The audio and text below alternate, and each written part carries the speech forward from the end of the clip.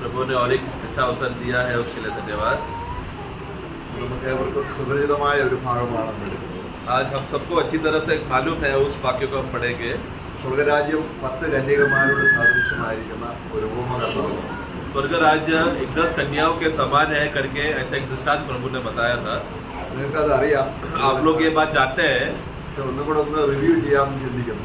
परंतु सोच रहा था कि और एक बार उस विषय में फिर से जाए। കർത്താവിന്റെ വരവിനോടുള്ള ബന്ധത്തിൽ നമ്മുടെ ഈ കാര്യം അറിഞ്ഞിരിക്കേണ്ടത് ആവശ്യമാണ്। प्रभु के आगमन के संबंध के विषय में है, इसलिए हमें ये बात जानना जरूरी है। നമുക്ക് ആ ഭാഗങ്ങളെല്ലാം വായിക്കണ്ട, वो भाग पूरा पढ़ने की जरूरत नहीं है। നമുക്കതൊന്ന് വേഗം മനസ്സിലാക്കാനായിട്ട് ഒരു 6-7 ഭാഗങ്ങളായിട്ട് ഞാൻ തിരിച്ചിട്ടുണ്ട്।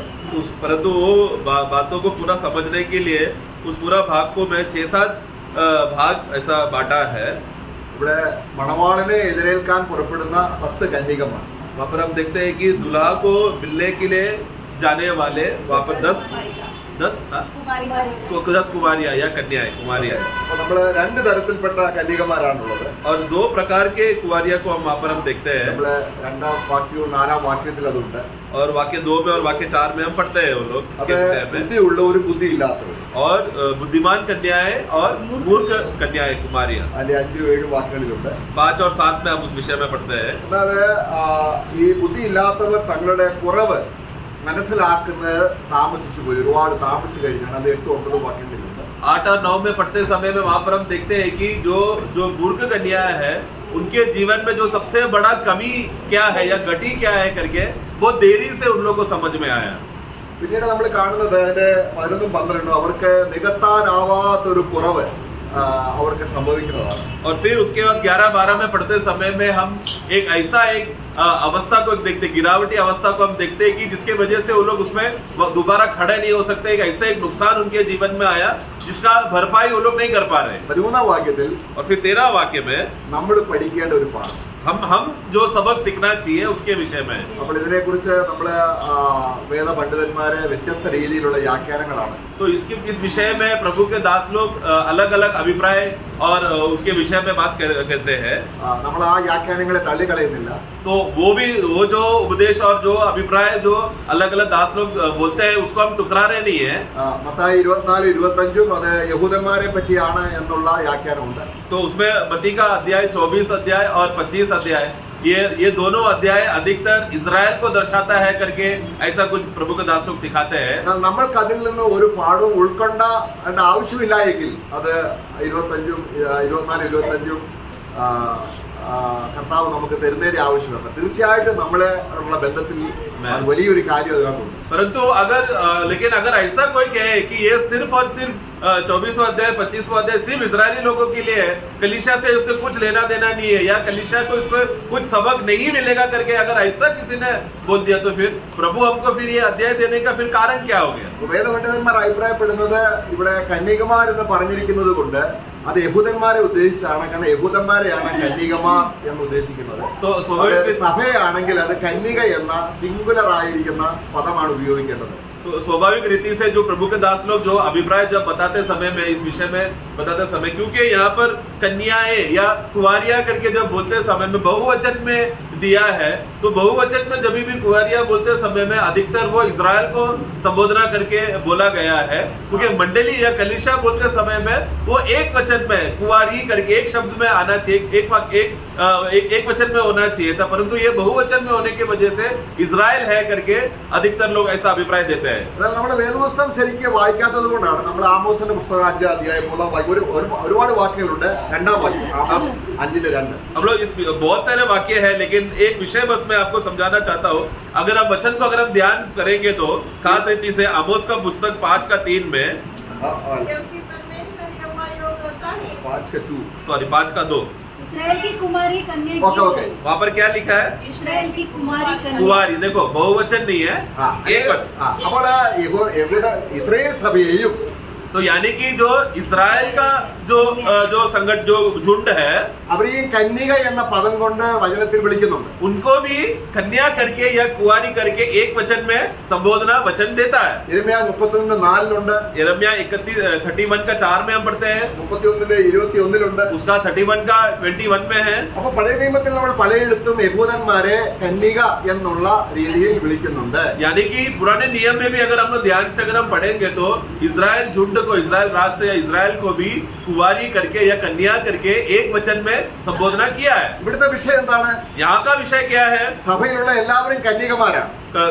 मंडली में, कलीसिया में हर एक लोग कौन है? कुंवारियां है. കാരണം വിവാഹ നിശ്ചയം കഴിഞ്ഞ കന്യകയാണ്. क्योंकि हम लोग का क्या हो गया, विवाह का निश्चय होकर मंगनी होने की वजह से, इसलिए हम लोग इंतजार कर रहे हैं. എന്നാൽ ഇവിടുത്തെ വിഷയം परंतु यहाँ का जो विषय है, സഭ എന്ന മൊത്തത്തിലല്ല എടുക്കുന്നത്. पूरा कलीसिया को संपूर्ण कलीसिया के अर्थ में नहीं, സഭയിലുള്ള വ്യക്തികളാണ്. यहाँ पर कलीसिया के व्यक्तिगत लोगों के विषय में, അത് 5 കന്യകമാർ. उसमें से 5 कुंवारियां. ഇപ്പൊ സഭ എന്ന ഉദ്ദേശമാണെങ്കിൽ മണവാട്ടികൾ എന്ന് പറയുന്നില്ല. കാരണം മണവാട്ടി എന്ന് പറയുമ്പോൾ എല്ലാം സിംഗുലർ ആണ്. परंतु जब भी बाइबल में हम लोग कलीसिया को संबोधना करते, एक वचन का संबोधना में अगर हम पढ़ते समय में, वहां पर दुल्हन करके मंडली के विषय में आना चाहिए. क्योंकि दुल्हनों करके बहुवचन में कभी भी दुल्हा दुल्हन के विषय में अनेक वचन में नहीं बोला है. दुल्हन करके हमेशा एक वचन के लिए बोला. इसलिए यहाँ पर अगर दुल्हन करके लिखा होता तो अगर एक अनेक वचन दिया होता तो फिर हम लोग उसमें तर्क कर सकते थे. परंतु हमेशा कलीसिया को दुल्हन करके एक ही वाक्य में बोला गया है. മണവാളനെ എതിരേൽക്കാൻ വിളക്കെടുത്ത് പുറപ്പെട്ട 10 മണവാട്ടികൾ എന്നാണോ? तो वहां पर दुल्हा को मिलने के लिए 10 दुल्हन तैयार होकर गए, ऐसा है क्या? അല്ല. എന്താണ് क्या വ്യക്തികളെ ഉദ്ദേശിച്ച് പറയുന്നത്? तो मतलब यहाँ पर तो इसके लिए हम लोग इसका और एक अर्थ भी हम लोग ये ले सकते हैं कि कुंवारियां करके बोलते समय में कलीसिया के एक व्यक्तिगत पर्सनल विश्वासियों के विषय में जिनका स्वभाव को दर्शाता है करके ऐसा भी एक अर्थ हम ले सकते हैं. അപ്പൊ നമ്മള് രക്ഷപ്പെടാനായിട്ട് ഇതിനകത്ത് പറയുന്ന വേറൊരു വ്യാഖ്യാനം, तो उद्धार के विषय में एक बात ऐसा सिखाते हैं, 5 പേര് മാത്രമേ രക്ഷിക്കപ്പെട്ടുള്ളൂ. तो ऐसा सिखाते हैं कि देखो उसमें से सिर्फ 5 ही लोग उद्धार पाए 5 പേര് രക്ഷിക്കപ്പെട്ടവരല്ല. और 5 लोग, बाकी 5 लोग जो मूर्ख है वो लोग उद्धार नहीं पाया. ഇവർ രക്ഷിക്കപ്പെട്ടവരാണോ എന്ന് നമുക്ക് 1-2 വാക്യങ്ങൾ നമ്മൾ തമ്മിൽ വായിക്കും. तो सबसे पहला हम लोग इसमें नींव डालते हैं कि क्या सचमुच सबके सब लोग इसमें नया जन्म पाए हुए लोग हैं क्या नहीं करके. അവിടെ നമ്മൾ വാക്യാണ്, वहाँ पर हम पढ़ते हैं, മണവാളനെ എതിരേൽപ്പാൻ दुल्हन को मिलने के लिए വിളക്കെടുത്തുകൊണ്ട് പുറപ്പെട്ട 10 കന്യകമാർ. അല്ലേ? ആ വിളക്ക് എന്താണ്? उसका एक पढ़ना, 10 कुंवारियों के समान होगा, हाँ, जो अपनी मशालों को लेकर दूल्हे से भेंट करने को निकले. हाँ, तो अपना मशाल, तो जो दीपक है या मशाल है उसका मतलब क्या है? എന്താണ് ദീപം എന്ന് പറഞ്ഞാൽ എന്താണ്? तो वो दीपक या मशाल का मतलब क्या है? വിളക്കെടുത്തുകൊണ്ട് പുറപ്പെട്ടു. मशालों को लेकर वो लोग मिलने के लिए गए. നമുക്ക് വളരെ അറിയാവുന്നതാണ് 119 സങ്കീർത്തനം 105 വാക്യത്തിൽ 119 भजन संहिता का ഇവിടെ നമ്മൾ വായിക്കും, ദൈവത്തിന്റെ വചനത്തെ 105 ദൈവത്തിന്റെ വചനത്തെ ദീപം എന്ന് പറഞ്ഞിട്ടുണ്ട്. हम जानते हैं कि परमेश्वर का वचन को भी दीपक करके या करके कहा है. അപ്പൊ അവിടെ രക്ഷിക്കപ്പെടാത്ത ഒരാൾക്ക് വചനവുമായി എന്ത് ബന്ധം? तो जिसका उद्धार हुआ ही नहीं है तो फिर उसको वचन से क्या लेना देना फिर? പിന്നെ നമ്മുടെ മത്തായിയുടെ സുവിശേഷം അതിന്റെ 5:14 മുതൽ 16 വരെ വായിക്കുമ്പോൾ मत्ती 5 का 14 से 16 तक पढ़ते समय में രക്ഷിക്കപ്പെട്ട ആൾക്ക് ഉള്ളിൽ വെളിച്ചമുണ്ട്. जो उद्धार पाए हुए व्यक्ति के अंदर ज्योति है. വിളക്ക് കത്തിച്ച് പറയും കീഴേ അല്ല, तो इसके लिए कभी भी तुम लोग दीपक जलाने के बाद, मशाल जलाने के बाद बिस्तर के नीचे नहीं रखोगे, പിന്നെ എവിടെയാണ്? बल्कि कहाँ रखोगे? एकदम ऊपर. അതിന്റെ അർത്ഥം എന്താണ്? इसका मतलब क्या है? ഇവർ രക്ഷിക്കപ്പെട്ടവരാണ്. कि मतलब ये बताने के लिए कि ये व्यक्ति ये घर उद्धार पाया है. രക്ഷിക്കപ്പെട്ട ആള്, जो उद्धार पाया हुआ व्यक्ति, അവർ മറ്റുള്ളവരുടെ മുമ്പിൽ അവരെ കാണിക്കുകയാണ്. എന്താണ്? वो लोग दूसरों के सामने मशाल जलाकर ये दर्शाता है कि പിതാവ് മഹത്വപ്പെടേണ്ട നല്ല പ്രവൃത്തികൾ, क्योंकि पिता महिमा ले सके ऐसा भला कार्य कर अपना कार्य को वो लोग प्रकट करते हैं. എന്നാൽ ഈ 2 വാക്യങ്ങളും ഇവിടെ വിളക്കിനോടുള്ള ബന്ധത്തിൽ അത്ര യോജിച്ചതാണ്. तो भी ये दोनों वाक्यों को जो हमने भजन संगीता में और मत्ती 5 में पढ़ते समय में, तो भी वो मशाल के साथ या दीपक के साथ जो यहाँ पर जो संबोधना किया है उतना सहयोग नहीं देता। അതുകൊണ്ട് ഈ ഒരു ഉപമയ്ക്ക് പാരബിളായിട്ട് നമ്മൾ മനസ്സിലാക്കേണ്ട വേറൊരു വചനമുണ്ട്. परंतु इस जो 25वां अध्याय का जो दृष्टांत है, इसको और एक अर्थ से समझने के लिए और एक वाक्य हम पढ़ेंगे। നമ്മൾ സദൃശവാക്യം 20-27 വായിക്കുമ്പോൾ नीति वचन उसका 20 का 27, അതാണ് ഈ വചനത്തോടെ നമ്മൾ ഇപ്പോൾ വായിച്ച 10 കന്യകമാരോട് ചേരുന്നത്. तो ये वाक्य है अभी का 10 कुंवारियों का जो दृष्टांत से ज्यादा संबोधना करता, तुलना करता है। मनुष्य की आत्मा यहोवा का दीपक है। മനുഷ്യന്റെ ആത്മാവ് मनुष्य का आत्मा യഹോവയുടെ दीपक है। यहोवा का दीपक है, मशाल है। ഏത് മനുഷ്യൻ? कौन सा मनुष्य? അവിശ്വാസിയോ വിശ്വാസിയോ? विश्वासी मनुष्य या अविश्वासी मनुष्य? വിശ്വാസി. विश्वासी लोगों के पास അവിശ്വാസിയുടെ ആത്മാവ് കെട്ടിടക്കുകയാണ്. विश्वासियों का आत्मा का उनका दीपक क्या हुआ है? बुझा हुआ है, वो कभी जल नहीं सकता। നമ്മൾ രക്ഷിക്കപ്പെടുമ്പോൾ हम लोग जब उद्धार पाते समय में നമ്മൾ മരിച്ചു കിടക്കുന്ന ആത്മാവ് ജീവൻ പ്രാപിച്ചു. हम जो मरे हुए थे, यानी कि हमारा आत्मा जो मरा हुआ था जिलाया गया। നമ്മുടെ അന്തര ഇന്ദ്രിയങ്ങളെ പരിശുദ്ധാത്മാവിനാൽ ശോധന ചെയ്യാൻ നമ്മുടെ ആത്മാവ് വെളിച്ചമുള്ള ജീവനുള്ളതായി തീർന്നു. और हमारे अंदरूनी भागों को शोधना करने, जांचने के लिए और समझने के लिए हमारे अंदर ऐसा ज्योति आया है आत्मा के द्वारा, जिसकी वजह से परख कर हम पहचान पाते हैं हमारा अवस्था क्या है അല്ലേ? ना? അപ്പൊ 10 പേര് ബുദ്ധിയുള്ളവരല്ലേ? तो इसका मतलब एक अर्थ से देखा जाए तो 10 के 10 लोग बुद्धिमान हो गए ना, കർത്താവിനെ രക്ഷിതാവായി സ്വീകരിച്ചൊരു ബുദ്ധിയുള്ളവരല്ലേ? क्योंकि जो कोई भी प्रभु का उद्धार को पा लिया है, नया जन्म पा लिया है, वो ऑटोमेटिकली कौन है? बुद्धिमान है। എന്നാൽ तो भी ഈ ബുദ്ധിമാരിൽ അതിബുദ്ധിമാരുണ്ട്. इस बुद्धिमान में भी अधिबुद्धिमान लोग भी है। അവരുടെ മുമ്പിൽ ഒരു ബുദ്ധി കെട്ടവരാണ്. तो उनके सामने यहाँ पर कुछ लोग हैं जो मूर्खता के हालत में चले गए। അത് നമുക്ക് മനസ്സിലാക്കി തരാനാണ് वो बात को समझने के लिए है കർത്താവ് ഈ ഉപമ നമ്മളോട് പറഞ്ഞത്. प्रभु हमें ये दृष्टांत हमें बताना चाहता അപ്പൊ है। അവര് വിശ്വാസികളാണ്. അനേക തെളിവുകളുണ്ട്. നമ്മൾ സമയക്കുറവ് കൊണ്ട് എടുക്കുന്നില്ല. तो वाक्य तो बहुत सारे हैं, लेकिन समय बचाने के लिए मैं यहीं पर इस विषय को आगे बढ़ना चाहता हूँ। परंतु एक बात ये साबित हो रहा है कि वो 10 कुंवारियां वहाँ पर विश्वासियों को दर्शाता है। മണവാളൻ വരുന്നു. दूल्हा आ रहा है 10 പേരും വിളക്കെടുത്ത് പുറപ്പെട്ടു. और वहाँ पर क्या पढ़ते हैं कि 10 के 10 लोगों ने, पहला वचन में क्या पढ़ा? 10 के 10 ने मशाल लेकर, दीपक लेकर दूल्हा को मिलने के लिए गए। ഇവിടെ മണവാളൻ വരികയാണ്. दूल्हा आ रहा है, മധ്യാകാശത്തിൽ വരികയാണ്. मध्य आकाश में आ रहा है, മണവാളനെ എതിരേൽക്കാൻ और उस दूल्हा को सामने मिलने के लिए അവിശ്വാസിക്ക് എന്ത് കാര്യം? अविश्वासी कैसा उधर जाके उनसे मिल सकते हैं? ഇത് രഹസ്യമാണ്. क्योंकि ये रहस्य गुप्त रीति से है। എന്നാൽ ഇവിടുത്തെ വിഷയം എന്താണ്? परंतु यहाँ पर विषय को हम क्या देखते हैं? ബുദ്ധിയുള്ളവർ जो बुद्धिमान लोग थे, വിളക്കോട് കൂടെ वो लोग मशाल के साथ, പാത്രത്തിൽ उनके अलावा अलग कटोरे में भी एक्स्ट्रा तेल लिया था। എണ്ണ കരുതി. तेल भी था। അതിലാണ് അവർ വ്യത്യാസം. इसीलिए वो लोग मूर्ख कन्याओं से अलग है। അവർ വ്യത്യാസം എന്താണ്? दोनों में फर्क क्या है? मूर्ख और बुद्धिमान कन्याओं में फर्क क्या है? हाँ, बुद्धिमान लोगों ने, बुद्धिमान कन्याओं ने एक्स्ट्रा बर्तन में तेल था उनके അവിടെ पास। നമ്മൾ 5-ാം വാക്യത്തിൽ വായിക്കുകയാണ്. उसका 25 का 5 में हम पढ़ते हैं मती। ഈ 10 പേരും മയക്കം പിടിച്ചുറങ്ങി. पढ़ना। जब दूल्हे के आने में देर हुई, हाँ। तो वे सब के सब उठने लगी और वे सो गई। वे सबके अवस्था क्या हो गया? एक निद्रा का अवस्था आ गया। എന്ന് അതിന്റെ അർത്ഥം എന്താണ്? इसका मतलब क्या है? അവര് ആത്മീയമായിട്ട് പിന്നോട്ട് പോയെന്നാണോ? उसका मतलब क्या है कि आत्मिक रीति से लोग पीछे चले गए, क्या वैसा अर्थ है क्या? അങ്ങനെയാണെങ്കിൽ ബുദ്ധിയുള്ളവർ ഉറങ്ങിയല്ലോ. ऐसा अगर आत्मिक रीति से पीछे गया करके बोलते समय में बुद्धिमान कन्या भी सो गए ना। ഉറങ്ങാൻ കാര്യം എന്താണ്? यहाँ पर उनको नींद आने का कारण क्या है? മണവാളൻ വരാൻ താമസിക്കും. क्योंकि दूल्हा को आने में देरी हुआ। ഇതെന്താണ് പ്രിയമുള്ളവരെ? इसका मतलब क्या है? കർത്താവിനായി കാത്തിരുന്നിട്ട് പിന്നീട് കർത്താവ് വരാൻ താമസിച്ചപ്പോൾ മരിച്ചുപോയ വിശുദ്ധന്മാരുടെ കാര്യം പറയുകയാണ്. तो उसका मतलब इसका विषय ये है कि प्रभु का आगमन के लिए ये लोग इंतजार करते करते वाट जोते क्या हो गया? इनका मृत्यु हो गया इनका। ആരൊക്കെ മരിച്ചു? कौन मरे वहाँ पर? ബുദ്ധിയുള്ളവരും മരിച്ചു. बुद्धिमान कन्या भी का मृत्यु हुआ और ബുദ്ധിയില്ലാത്തവരും. मूर्ख कन्या का भी मृत्यु हुआ। മണവാട്ടി വരുന്ന ആർപ്പുവിളി കേട്ടു. और फिर अचानक क्या हो गया? आवाज आया कि देखो दूल्हा। 7वां वाक्य, 7-ാം വാക്യം. तब वे सब कुंवारियां उठकर अपने सॉरी 6 पढ़ना 6। आधी रात को धूम मची। हाँ, देखो दूल्हा आ रहा तो आवाज जोर से ललकार आया कि देखो दूल्हा आ रहा है। उससे भेंट करने के लिए चलो। हाँ, तब वे सब कुंवारियां उठकर अपनी നോക്കുക, അവിടെ നോക്കുക. വിശ്വാസിയാണെങ്കിൽ ഉയർക്കോ? अभी देखो अविश्वासी है तो उठेंगे क्या? सब कुंवारे सब कुंवारियां उठी। 10 പേര് ഉയർത്തും. 10 के क्या हो गया? എഴുന്നേറ്റ്. तो जाग उठा करके वैसा अर्थ में नहीं, ആ ക്രിസ്തുവിൽ മരിച്ചവർ मतलब जो मसीह में जो पहले मरे हैं ഉയർത്തെഴുന്നേൽക്കുകയും तुरई भुगते ही पहला क्या हुआ, मसीह में हम जो मरेंगे पहला वो पहला जी उठेंगे, फिर हम जो बच गए जिंदा वो लोग बाद में उठेंगे। അല്ലെ എല്ലാവരും ഉയർത്തും. तो मतलब मरे हुए में से पहला झुंड, मरा हुए में से लोग पहले सबके सब उड़ गए। അപ്പൊ നമ്മൾ ചിന്തിക്കുക ബുദ്ധിയില്ലേലും കുഴപ്പമൊന്നുമില്ല.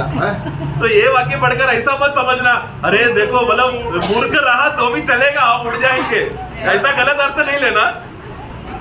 എന്താ കർത്താവ് പറയാൻ ഉദ്ദേശിച്ചത്? प्रियो, यहाँ पर प्रभु का आगमन का उद्देश्य क्या है? ഇവരെ 10 പേര് രക്ഷിക്കപ്പെട്ടവരാണ്. 10 के 10 लोग उद्धार पाए हैं, എന്നാൽ വിളക്ക് തെളിയിച്ചു. परंतु फिर वो लोग ने क्या किया? എവിടെ ചെന്നു?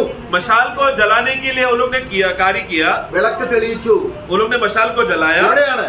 कहाँ पर? ബീമാ സീറ്റിൽ. मतलब मसीह के न्यायासन में ദൈവത്തിന്റെ പ്രകാശം ഉള്ളിൽ വരുമ്പോൾ जब मसीह का प्रकाश अंदर आते समय में നിങ്ങളുടെ നല്ല പ്രവൃത്തികൾ കണ്ട് പിതാവ് മഹത്വം എടുക്കണം. तुम्हारा भला कार्य को देखकर स्वर्ग में तुम्हारा पिता महिमा होना, महिमा लेना चाहिए। പക്ഷെ ബുദ്ധിയുള്ളവരുടെ വിളക്ക് തെളിഞ്ഞു. परंतु बुद्धिमान कन्याओं कुंवारी को क्या हो गया?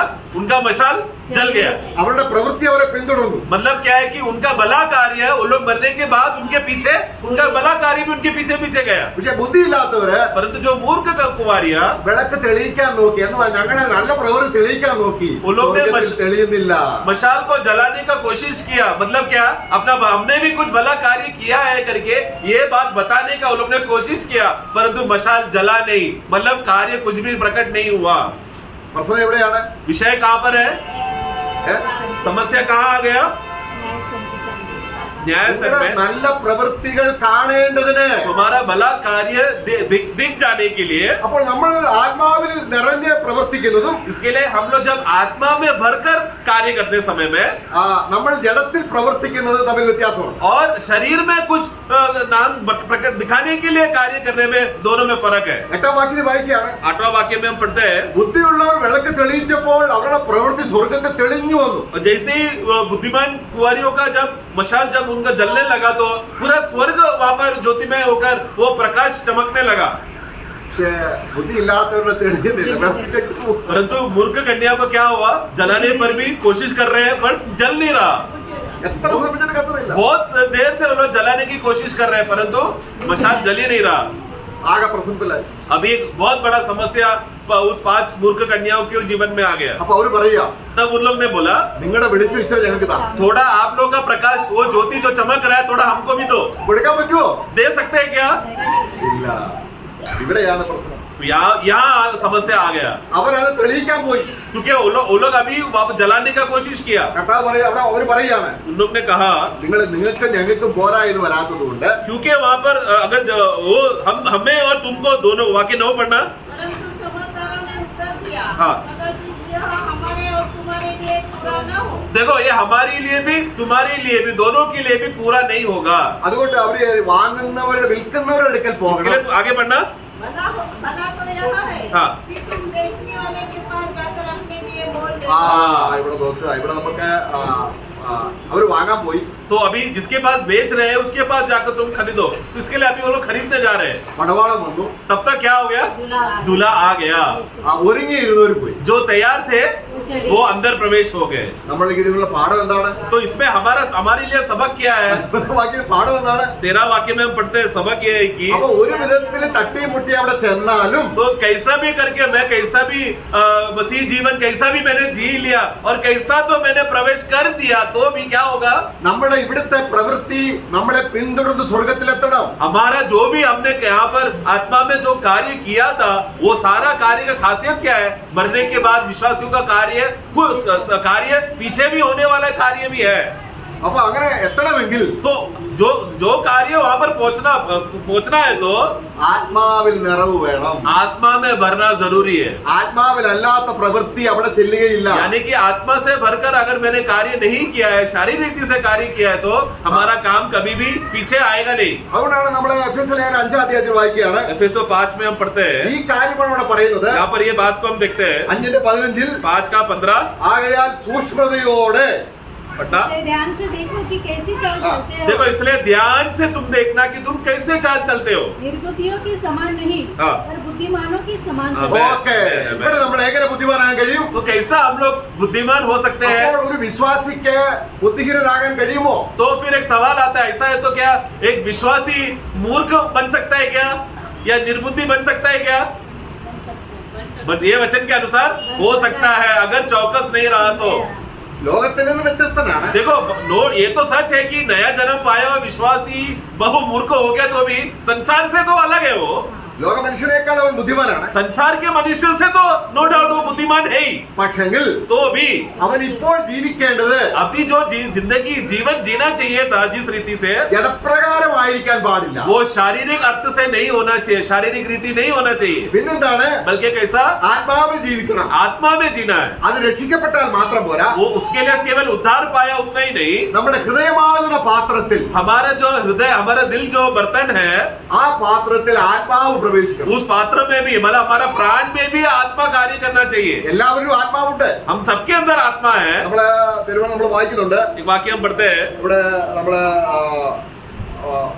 മനുഷ്യന്റെ ആത്മാവ് യഹോവയുടെ ദീപമാണ്. जो मनुष्य का जो आत्मा जो है वो यहोवा का दीपक है। നമ്മള് അവിടെ റോമലേഖനം 8:9 रोमियो 8:9 में हम एक बात पढ़ते हैं, എല്ലാ വിശ്വാസികൾക്കും ആത്മാവുണ്ട്. हर एक विश्वासी, नया जन्म पाए हुए विश्वासी को आत्मा है। ക്രിസ്തുവിന്റെ ആത്മാവില്ലാത്തവരുള്ളവനല്ല. जो पढ़ना, यदि किसी में मसीह का आत्मा जिसी में मसीह का आत्मा नहीं, उसका वो उसका जन नहीं, उसका है ही नहीं। എന്നാൽ നമുക്കൊരു പരീക്ഷണം കർത്താവ് തന്നിട്ടുണ്ട്. तो भी हमें परखने के लिए, जांच करने के लिए प्रभु ने एक बात बताया है, നിങ്ങൾ കൊള്ളാവുന്നവരായി തെളിയാൻ, तुम लोग प्रयोजन हो जाने के लिए, അല്ലെങ്കിൽ നിങ്ങൾ അവിടെ തള്ളപ്പെടും. नहीं तो क्या होगा, तुम लोग वहां पर टुकराए जाओगे। നമ്മള് 2 कोरिन्थियर 13:5 दूसरा कुरिन्थी 13:5, अपने आप को परखो कि विश्वास में हो कि नहीं। हाँ। अपने आप को जांचो, क्या तुम अपने विषय में यह नहीं जानते कि यीशु मसीह तुम में है, नहीं तो तुम जांच में निकम्मे निकले हो।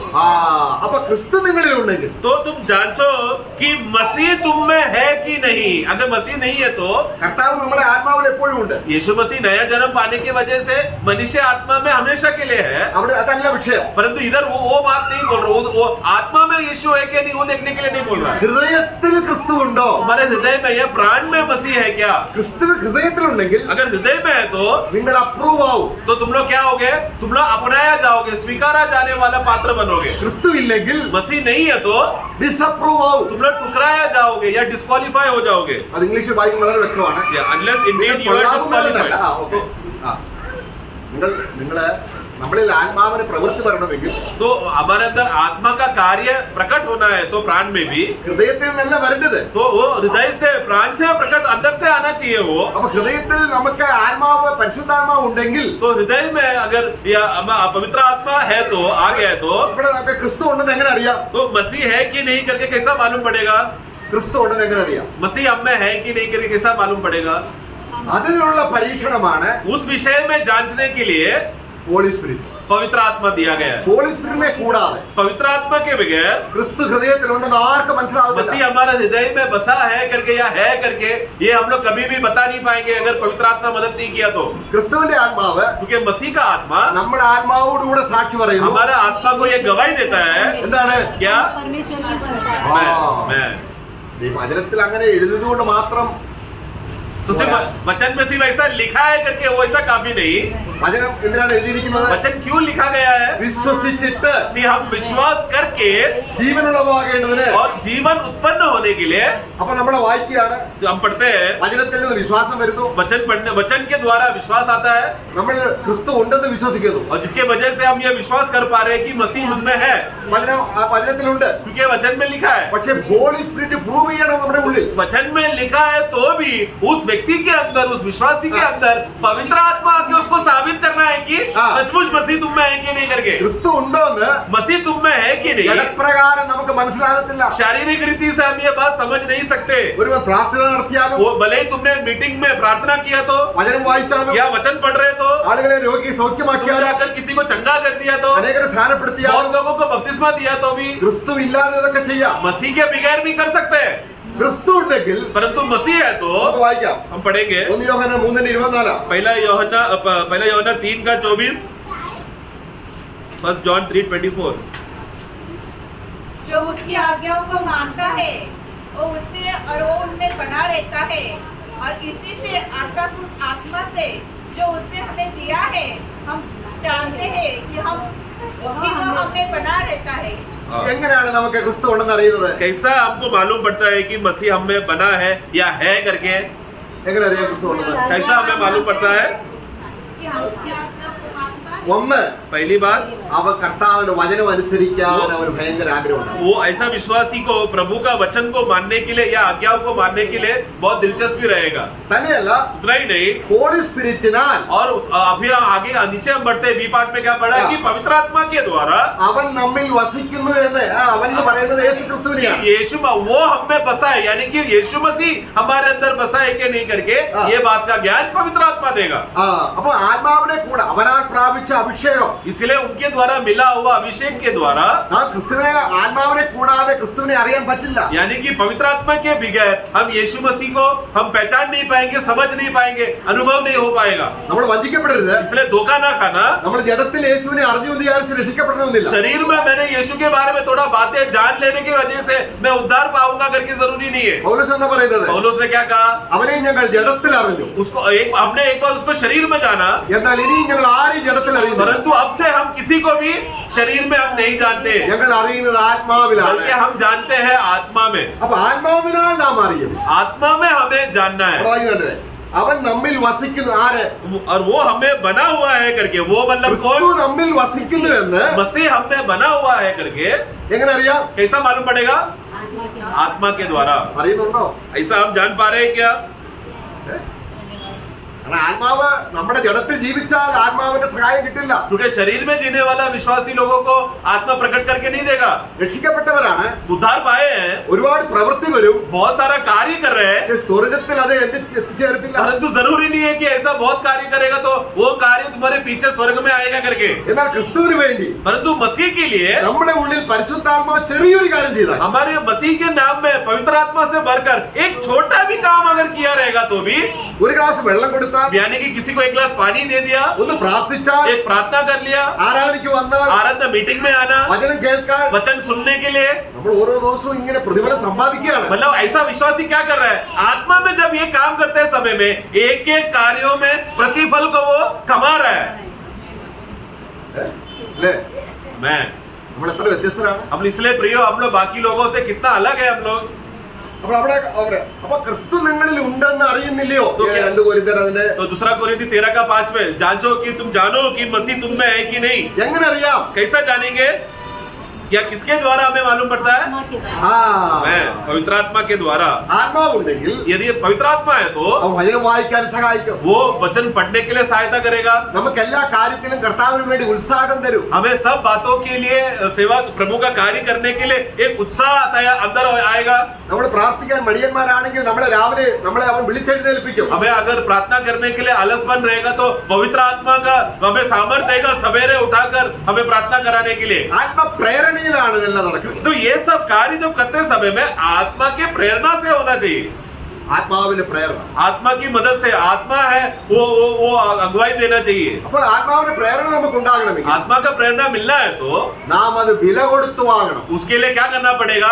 दाम देकर खरीदना पड़ेगा। അതാണ് വായിക്കുന്നത്. वो हमने पढ़ा, അജ്ഞാനികളായിട്ടല്ല, तो अनजानपन में नहीं, ജ്ഞാനികളായിട്ട് നടപ്പാൻ നോക്കുകയും. तो हमने मूर्खता में नहीं लेकिन ज्ञानी होकर चलो करके हमने पढ़ा। എങ്ങനെയാണത്? वो कैसा होगा? സമയം തക്കത്തിൽ इसके ഉപയോഗിക്കുന്നത്. लिए अगला वाक्य में हम पढ़ते हैं कि तुम लोग समय को सही रीति से इस्तेमाल करना। സമയം തക്കത്തിൽ ഉപയോഗിക്കുക എന്ന് പറഞ്ഞാൽ എന്താണ്? समय को सही रीति से इस्तेमाल करना मतलब क्या? നമുക്ക് 5 മിനിറ്റ് കിട്ടി, सोचो कि 5 मिनट मिला, 10 മിനിറ്റ് കിട്ടി. 10 मिनट मिला, ഈ സമയം നമുക്ക് അഡ്ജസ്റ്റ് ചെയ്തെടുക്കാവുന്നതാണ്. मतलब समय क्या है? हमें आज दिन में हमें समय को कि हम लोग अपने लिए इस्तेमाल करने के लिए हम लोग उपयोग कर सकते हैं, നമുക്ക് ടൈം മാനേജ്മെന്റ് അറിയാത്തത് കൊണ്ടാണ്. क्योंकि हम लोग को समय का सही रीति से इस्तेमाल करने नहीं मालूम, इसके लिए हम लोग समय को बर्बाद करते हैं।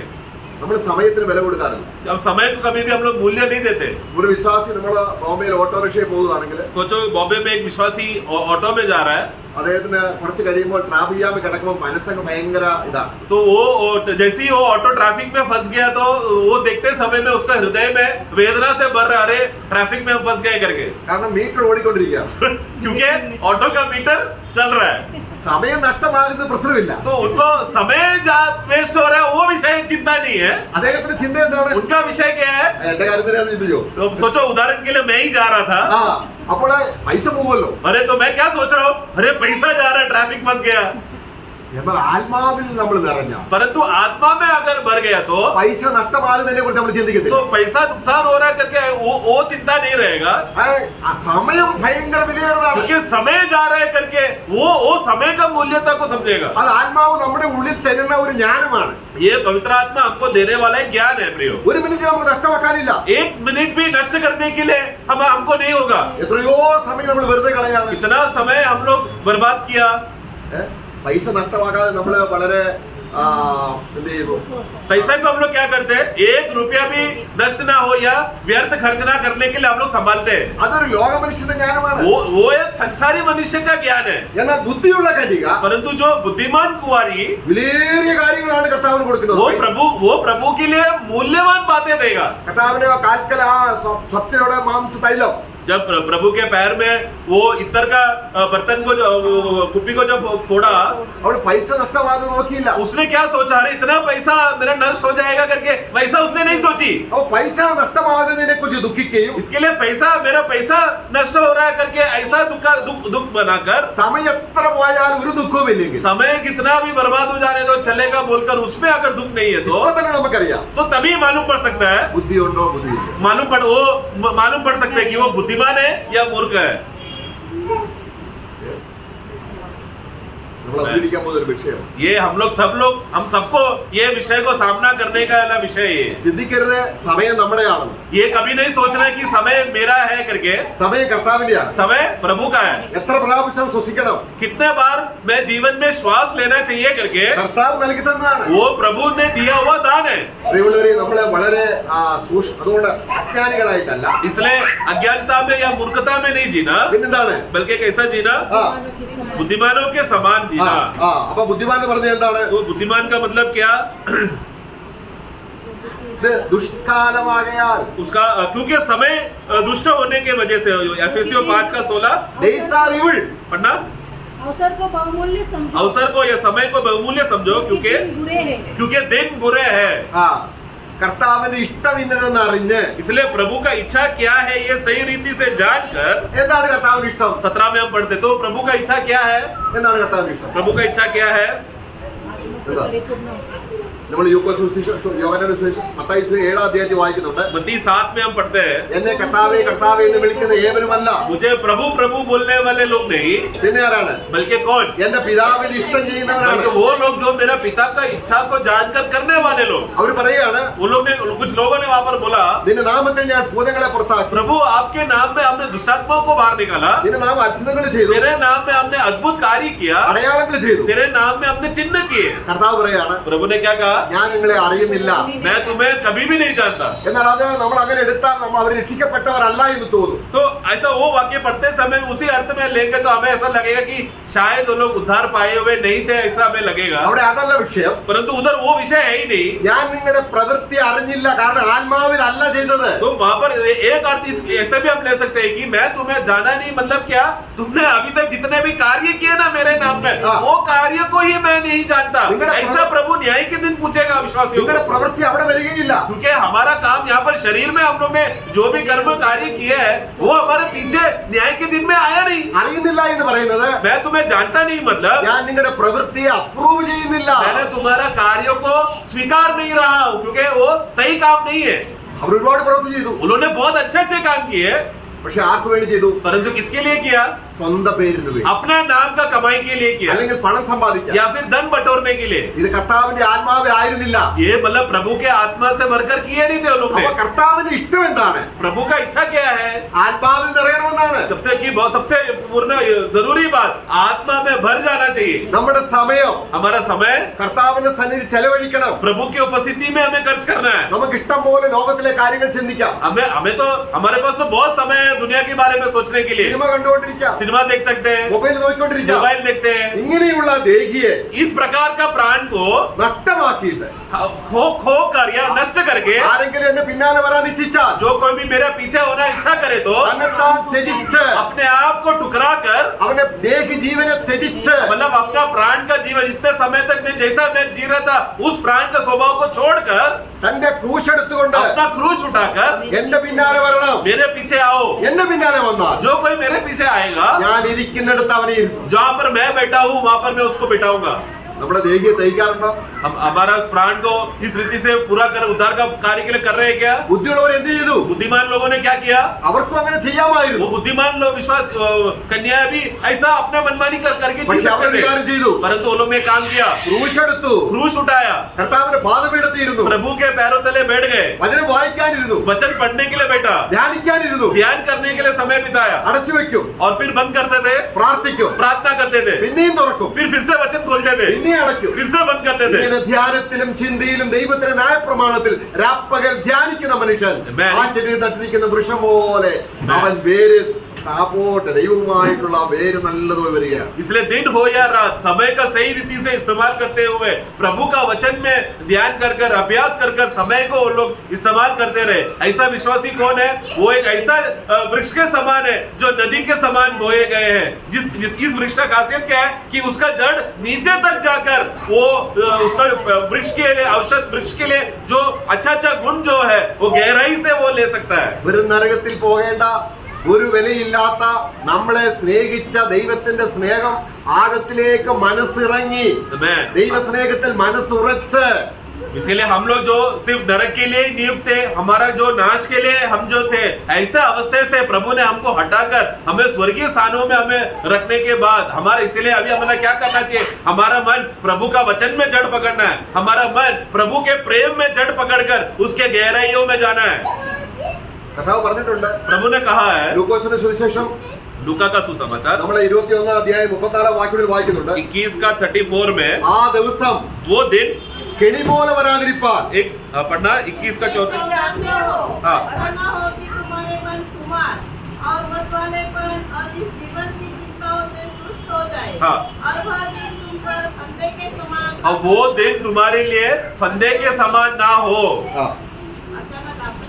या अचानक आ पड़े. ആ ദൈവത്തിന്റെ മുമ്പിൽ परमेश्वर के पुत्र के सामने നിൽപ്പാൻ പ്രാപ്തരാകേണ്ടതിന് हमें योग्य रीति से खड़े रहने के लिए നമ്മൾ സമയം ചെലവഴിക്കണം. हमें उसके लिए समय बिताना पड़ेगा. ആരുടെ കാൽക്കൽ കർത്താവിന്റെ കാൽക്കൽ ഇരുന്ന് यानी कि प्रभु के पैरों तले बैठकर വചനം ധ്യാനിച്ച് वचन को ध्यान करके ദൈവം എന്നെ സ്നേഹിച്ചതോർത്ത് परमेश्वर ने मुझसे प्रेम किया है करके ये मनन करते हुए വിശുദ്ധന്മാർക്ക് വേണ്ടി പ്രാർത്ഥിച്ച് पवित्र लोगों के लिए मध्यस्थी करना. ഇങ്ങനെ നമ്മൾ കർത്താവിനെ സന്ധി പ്രാർത്ഥിക്കുമ്പോൾ इस रीति से प्रभु की उपस्थिति में अपना समय प्रभु की उपस्थिति में बिताते समय में ഇവിടെ ഒരു മഹാൻ പറഞ്ഞു, या एक दास ऐसा कहता है നിങ്ങളുടെ ഹൃദയം അതിഭക്ഷണത്താലും എവിടെയാ വിശ്വാസി മദ്യപിക്കുന്നത്? तो यहाँ पर तुम्हारा मन जो है ज्यादा खाने में ज्यादा विषय में और पियक्कड़ में दारू पीने में मत बताओ. तो विश्वासी कहाँ पर समय है दारू पीने के लिए उनको?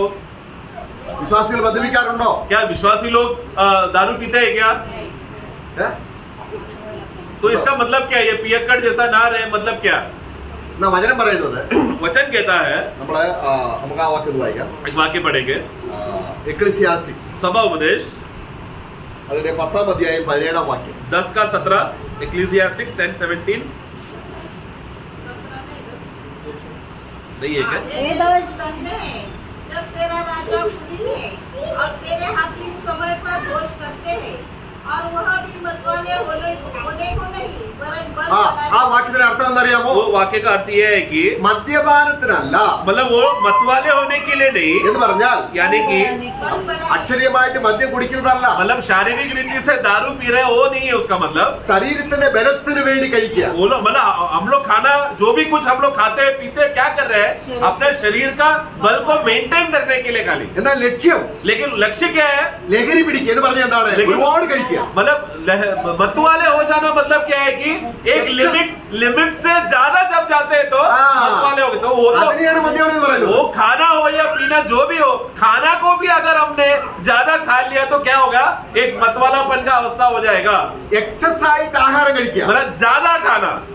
मतवाले का सही अर्थ यह है कि जो पोर्शन हमको जितना नियुक्त है उससे ज्यादा खाकर वो लिमिट को क्रॉस करने को कहते हैं मतवाला होना।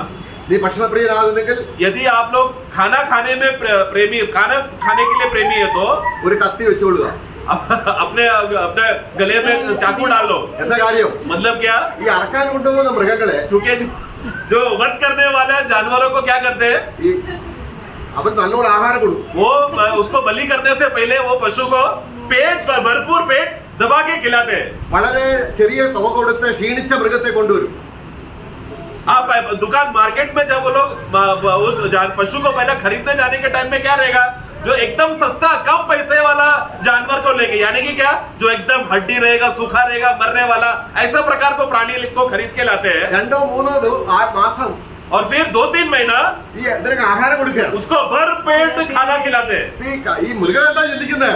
वो पशु क्या सोच रहा है, ഓ എന്തൊരു കുശാൽ, मेरा मालिक कितना अच्छा है, എന്റെ പുതിയ യജമാനൻ. मेरा नया मालिक जो मुझे मिला। പഴയ യജമാനൻ ആഹാരം തരത്തില്ല. पहला पुराना मालिक क्या करता था, बिल्कुल खाना नहीं देता, सुखा के रखा मुझे। ഒരു ജോലി ചെയ്യണ്ട. लेकिन यहाँ पर देखो काम कुछ भी नहीं कर रहा है।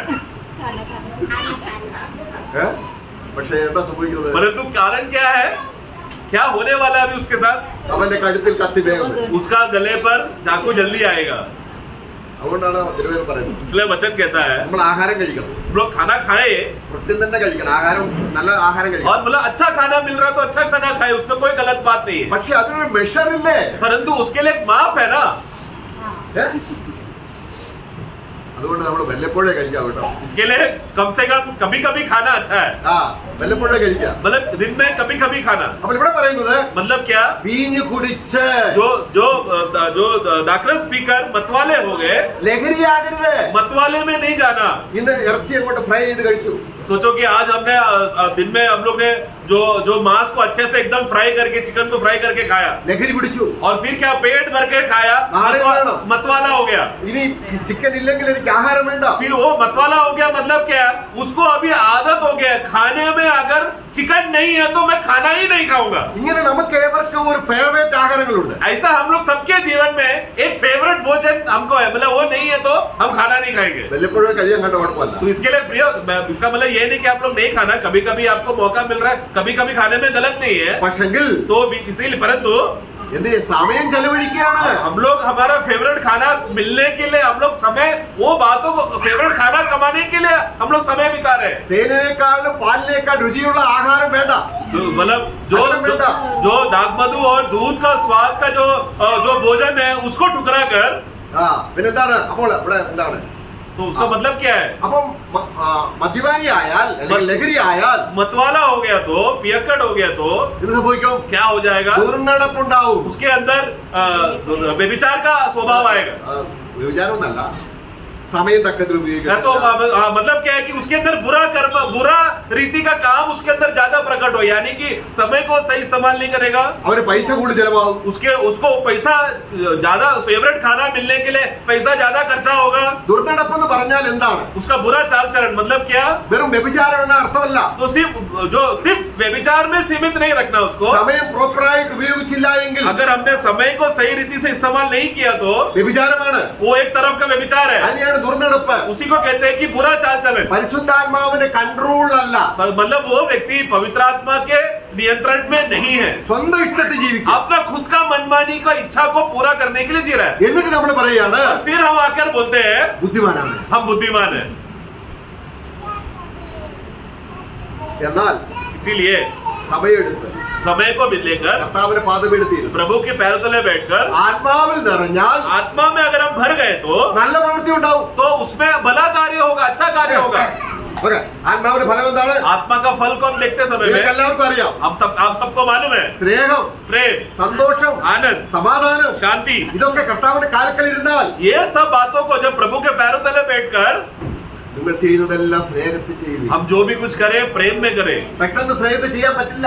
तुरंत अचानक से प्रेम में जाकर करने बोला तो अचानक नहीं होगा ये। ഹൃദയത്തിൽ എണ്ണ നിറയണം. पहला सबसे पहला हृदय में तेल भरना है, ആത്മാവിൽ നിറയണം. मतलब आत्मा में वो विश्वासी भर जाना है। ആത്മാവിൽ നിറഞ്ഞാൽ आत्मा में भर गया तो നമ്മുടെ നാവിന്റെ കീഴെ പാലും वो തേനുമാണ്. हमारा होठ के नीचे हमेशा दूध और मधु रहेगा। ആത്മാവിൽ നിറഞ്ഞാൽ आत्मा में भर गया तो വചനം അനുസരിക്കാൻ ഒരു ബുദ്ധിമുട്ടുമില്ല. वचन को पालन करने में कोई तकलीफ तकलीफ नहीं होगा। ആത്മാവിൽ നിറഞ്ഞാൽ आत्मा में भर गया तो പ്രാർത്ഥനയ്ക്ക് ക്ഷീണം വരില്ല. प्रार्थना में आलसीपन नहीं आएगा। ആത്മാവിൽ നിറഞ്ഞാൽ आत्मा में भर गया तो വചനം വായിക്കാൻ ഭയങ്കര സന്തോഷമാണ്. वचन को पढ़ने के लिए बहुत आनंद आएगा। ഞാൻ നിന്റെ വചനം കണ്ടെത്തി ഭക്ഷിച്ചിരിക്കുന്നു. मैं तेरा वचन को ढूंढ कर उसको मैंने खा लिया। ഈ സമയം നമ്മൾ നഷ്ടമായി കളഞ്ഞിട്ട് परंतु हमें मिला हुआ समय को हमने नष्ट करके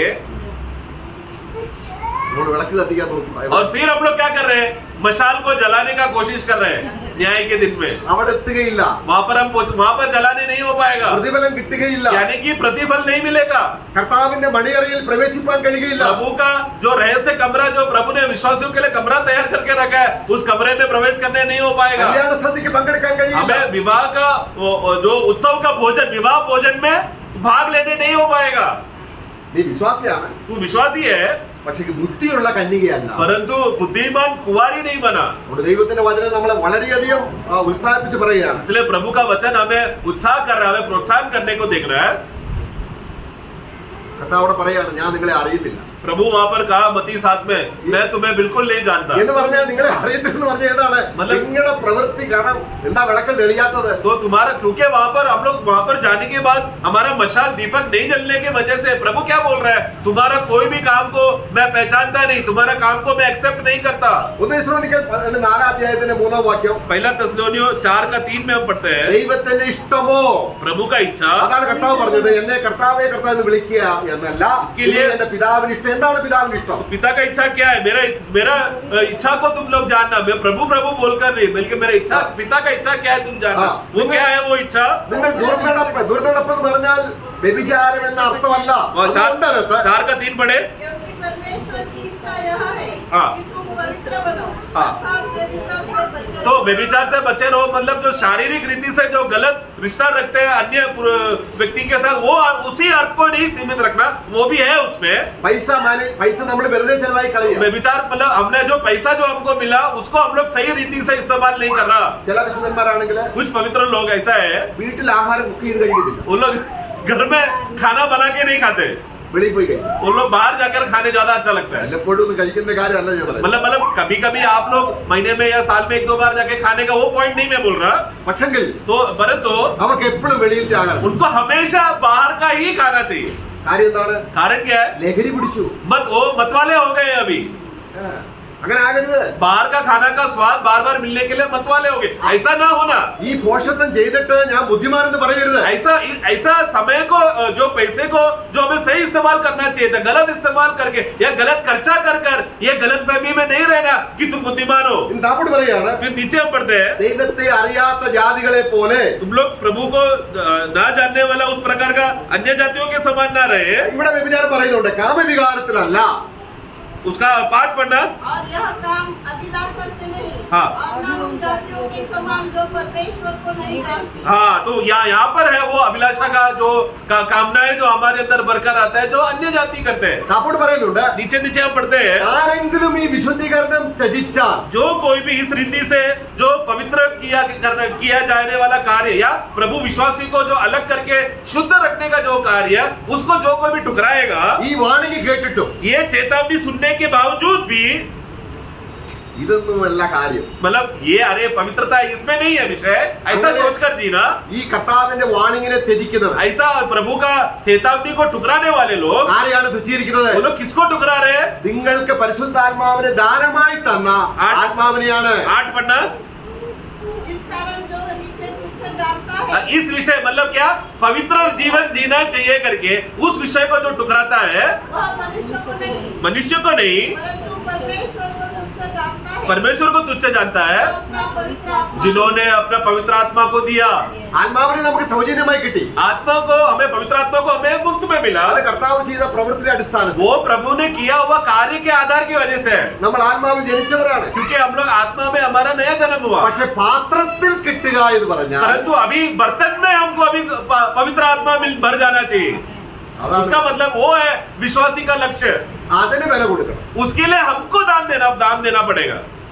അതിന് വില കൊടുത്തേ കഴിയൂ. और वो दाम देगा तो ही मिलेगा. അതാണ് നമ്മൾ ലവോദിക്ക സഭ വാങ്ങുന്നത്. लवोदिकिया मंडली के विषय में हम पढ़ते हैं. വിലയ്ക്ക് വാങ്ങുക എന്ന് പറഞ്ഞ എന്താണ്?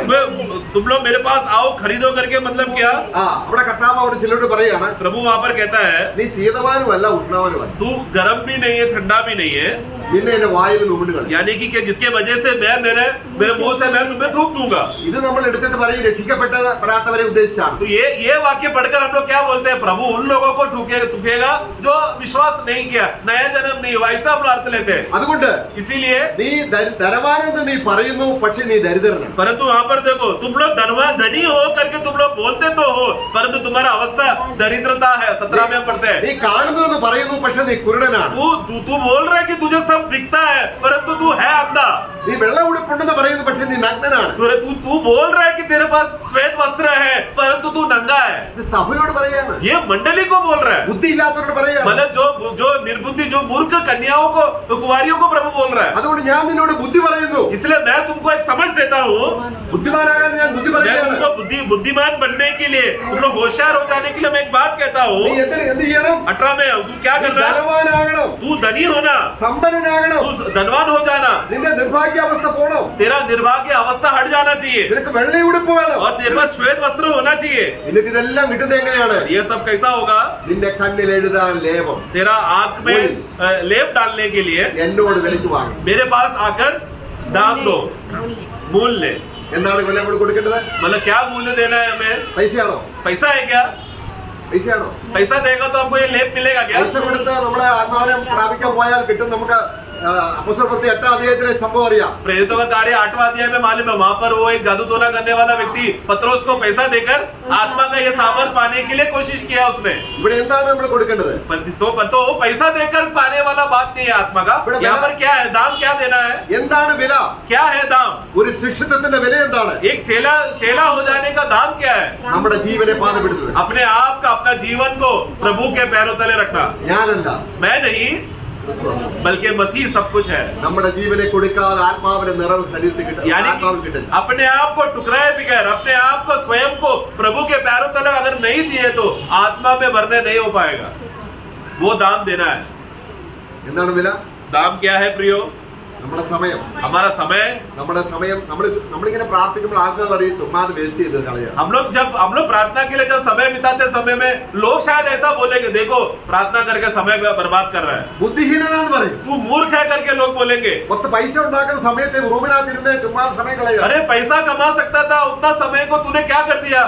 कमरे में जाकर बंद होकर प्रार्थना कर रहा है. ഞങ്ങളിതാ മിനിറ്റ് വെച്ച് ഡോളർ സമ്പാദിക്കുകയാണ്. हम लोग देखो एक मिनट और सेकंड में डॉलर और पाउंड कमा रहे हैं. ഇതാ ബുദ്ധിയില്ലാത്തവൻ. देखो मूर्ख व्यक्ति.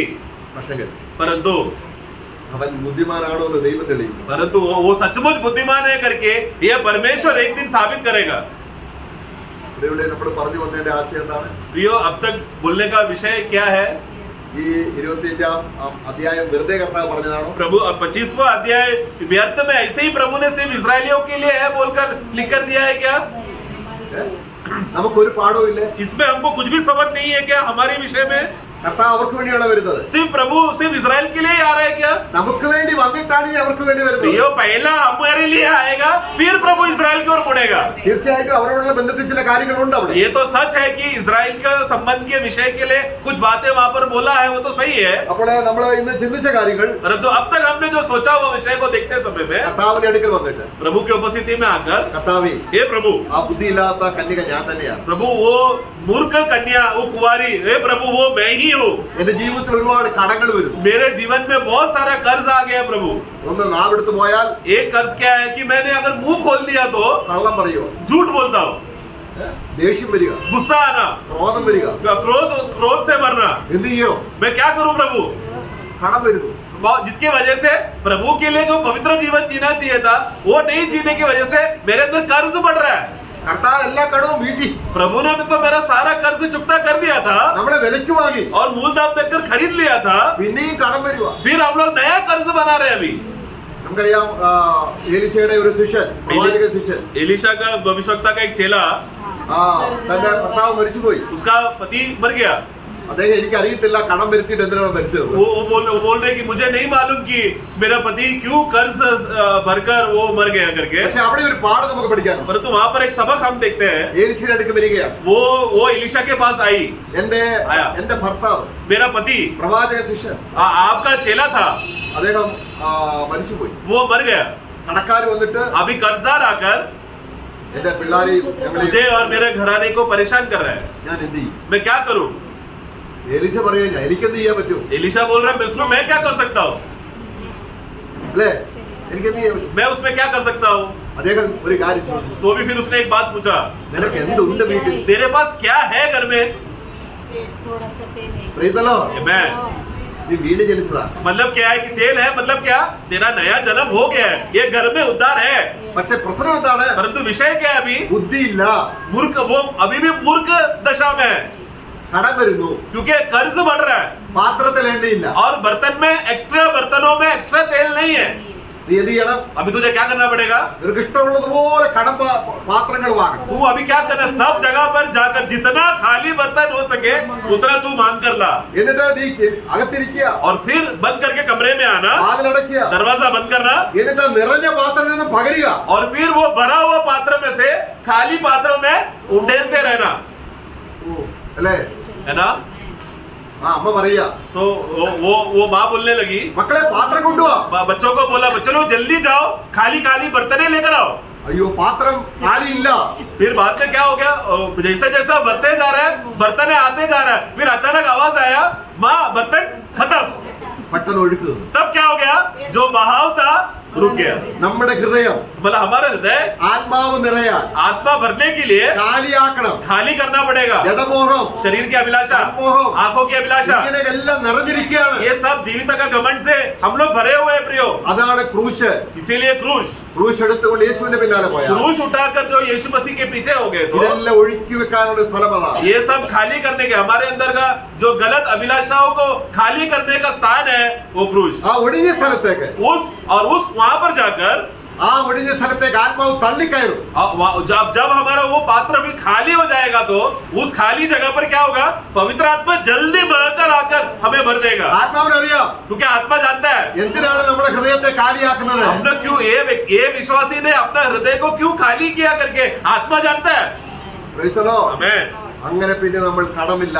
इस रीति से हम लोग बिना कर्ज का हम लोग जी पाएंगे. കടം വരുത്താതെ ചെയ്യുന്ന പ്രവൃത്തികൾ സ്വർഗത്തിൽ ചെന്നാലും തെളിയും. और फिर बिना कर्ज का हम लोग जब भला कार्य करते समय में वो कार्य स्वर्ग में खड़ा होकर निकलेगा.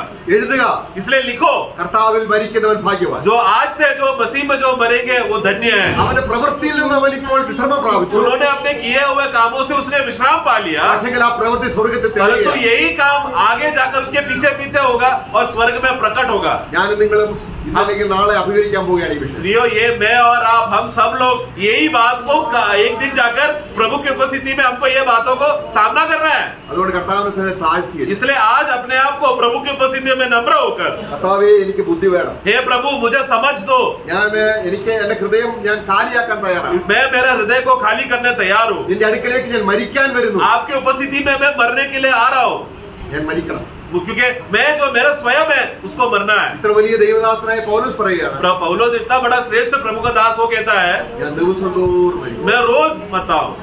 എന്നാൽ എന്ത് സംഭവിക്കും? तो क्या होगा, എണ്ണ നിറയും. आत्मा में तेल भरते जाएगा, उसके अंदर पात्र में तेल भरते जाएगा. അതാണ് ദൈവരാജ്യം. वही तो है परमेश्वर का ഈ राज्य. ദൈവരാജ്യത്തിൽ ജീവിക്കുന്നവർ സ്വർഗരാജ്യത്തിൽ വരും. मतलब जो इस रीति से परमेश्वर का इस राज्य के सब विषय में जो सोच सोच कर जीने वाला व्यक्ति एक दिन स्वर्ग राज्य में सबके सामने प्रकट होगा. ഇത് ദൈവരാജ്യമാണ്. ഇപ്പോൾ സഭ ദൈവരാജ്യമാണ്. कलीसिया जो है अभी परमेश्वर का राज्य में दशा में राज्य में जी रहा है. അതിൽ ബുദ്ധിയുള്ളവരും ബുദ്ധിയില്ലാത്തവരും ഉണ്ട്. ऐसे स्वर्ग राज्य में जीने वाले बुद्धिमान, सॉरी परमेश्वर के इस राज्य में अभी जो जी रहे हैं उसमें कुछ बुद्धिमान विश्वासी भी है, कुछ मूर्ख विश्वासी भी है. ബുദ്ധിമാന്മാരെല്ലാം എവിടെ വരും? बुद्धिमान विश्वासी लोग क्या होगा, അവർ ആകാശ മണ്ഡലത്തിലെ പ്രഭ പോലെ ശോഭിക്കും. वो लोग आकाश के मंडलों में चमकते हुए सितारों के समान चमकेंगे. കർത്താവ് പ്രാർത്ഥിച്ചതാണ്, പിതാവേ നിന്റെ രാജ്യം വരണമേ. इसलिए प्रभु ने प्रार्थना किया था, हे पिता परमेश्वर तेरा राज्य आने दो. സ്വർഗരാജ്യം നമ്മുടെ പ്രതിഫലമാണ്. स्वर्ग राज्य जो है हमारा प्रतिफल है. Praise the Lord. हमें അതുകൊണ്ട് നമുക്ക് ബുദ്ധിമാന്മാരാകാം. इसलिए आओ हम लोग बुद्धिमान बने. കർത്താവ് നമ്മെ സഹായിക്കും. प्रभु हम सबको सहायता करे.